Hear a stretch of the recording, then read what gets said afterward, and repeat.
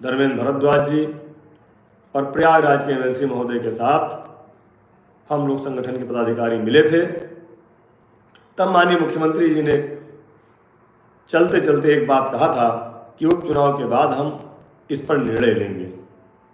और मैं धन्यवाद देता हूं माननीय मुख्यमंत्री जी को, माननीय वित्त शिक्षा मंत्री जी को, माननीय एमएलसी महोदय को और विभाग के समस्त सम्मानित अधिकारियों को, जिन्होंने हमारा एक निर्णय फलीभूत कर दिया, उसको साकार कर दिया और हमारे बहुत सारे भाई बहन उसमें आच्छादित हो रहे हैं, लाभान्वित हो रहे हैं।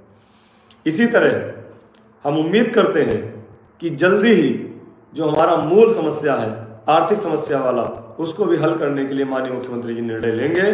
और बिना माननीय मुख्यमंत्री के निर्णय लिए कोई कुछ नहीं कर सकता, कोई कुछ नहीं कर सकता, या 100% सत्य है। तो एक चीज तो यह है कि अभी कोई संख्या तय नहीं है कि आपका मानदेय कितना होगा, आपके स्थायित्वकरण की तरफ कितना जाएंगे। लेकिन हाँ, एक चीज निकल करके जो आई है अभी तक की दौड़ भाग में, अभी तक सबसे जानकारी करने में, कि हमारा जो भी फिक्सेशन होगा मानदेय का, उसमें प्रत्येक वर्ष बढ़ोतरी का प्रस्ताव शासन को भेजा गया है विभाग की तरफ से। माननीय मंत्री जी ने जो, या माननीय विभागीय अधिकारियों ने जो व्यवस्था बनाई है, उसमें यह एकदम क्लियर है कि आपका मानदेय प्रत्येक वर्ष बढ़ने का प्रस्ताव गया है। अब उस पर कितना तय होता है, कितने प्रतिशत तय होता है और मानदेय की धनराशि कितनी तय होगी, यह जो है माननीय मुख्यमंत्री जी तय करेंगे। और उनके अलावा, माननीय मंत्री जी के अलावा किसी को यह जानकारी नहीं है, क्योंकि ये कॉन्फिडेंशियल मामला होता है। और जब तक हम लोगों के बारे में कोई निर्णय आ ना जाए, माननीय मुख्यमंत्री जी निर्णय ले ना लें, तब तक हम लोगों को भी बहुत ही शांति से उनके निर्णय का इंतजार करना है और उनका आशीर्वाद पाना है।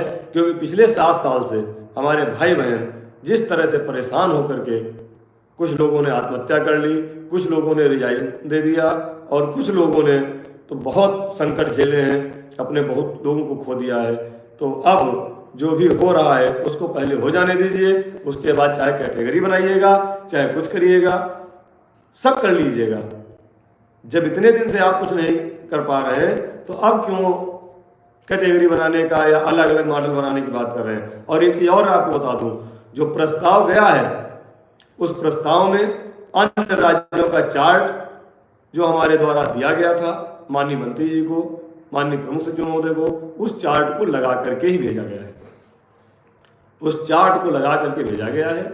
और मैं पुनः कह रहा हूं, बहुत सारी चीजें हैं जो अभी कहने और बताने लायक नहीं है। जितनी जल्दी हो सकता है, कभी मैं पिछले 4 दिन से लगातार शासन में दौड़ भाग कर रहा था। क्यों कर रहा था? एक तो पहला जो हमारा आदेश